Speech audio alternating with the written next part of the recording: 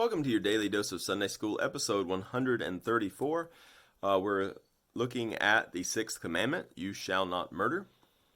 Looking at question 68 of the Shorter Catechism, what is required in the sixth commandment? The sixth commandment requires all lawful endeavors to preserve our own life and the life of others. Proof texts, Psalm 82, 3 and 4, give justice to the weak and the fatherless, maintain the right of the afflicted and the destitute, rescue the weak and the needy, deliver them from the hand of the weak. First, pray. We live in an age where we hear about things that are completely on the other side of the world. They can be spun. I think of certain recent wars that we've gotten into that like originally it was conspiracy theorists who said, I don't believe the U.S. government on this. And then the U.S. government turned around and said, well, we didn't know that 100%, the things that we claim to know. It's just a mess. So you hear about something and you're like, oh, that's terrible. And sometimes it's spun. It's false. And so, which is, okay, if something's far away, there's not a lot you can do about it anyway. You can pray, though. And Jesus can do something about it. So I think that's where it's important. Like if you hear something, we just need to be, if we're in news mode, current events mode, we need to be in prayer mode. Because even if I don't trust the U.S. government to deal wisely or kindly in the world, I know that Jesus is wise and he is kind. And so I trust him 100%. So pray to him. You hear about something far away. I think it's helpful to realize that the stuff we can deal with best is the stuff that's local to us. And so pray for that stuff you hear about, because we hear about everything today, which is part of the problem. But we can, if we're praying, that's awesome. So abortion, there's a big one that you hear about. Deliver the weak from the hand of the wicked, as it says in Psalm 82.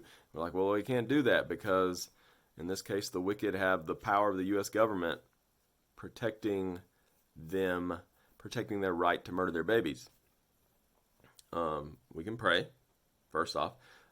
Second off, we can support. We've got lots of, I think the fight against abortion over the last, I don't know, what is it? 5 decades is something that the Christians have been in and doing a good job. And so we can support those groups that are trying to help women in crisis. We can support those people who are trying to,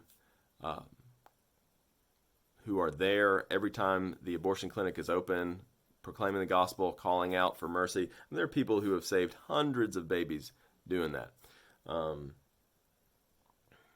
And so that is something we can do, especially if it's local to us. What about wearing masks? Well, everything's crazy and political these days. And, for instance, we've got governors who really don't have the authority to command you to do something. They just go around their legislature who's supposed to be making laws and say, hey, it's a law now that you have to wear a mask. I understand people who resist that. But, if you're going to be, obviously, I also don't understand people who resist wearing a mask when someone asks them to wear it.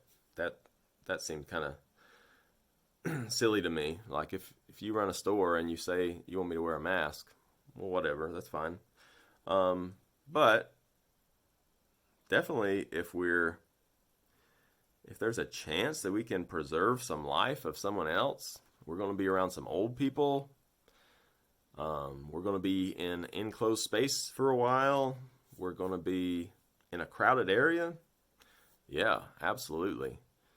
Wear the mask if there's a chance that's going to help preserve someone's life.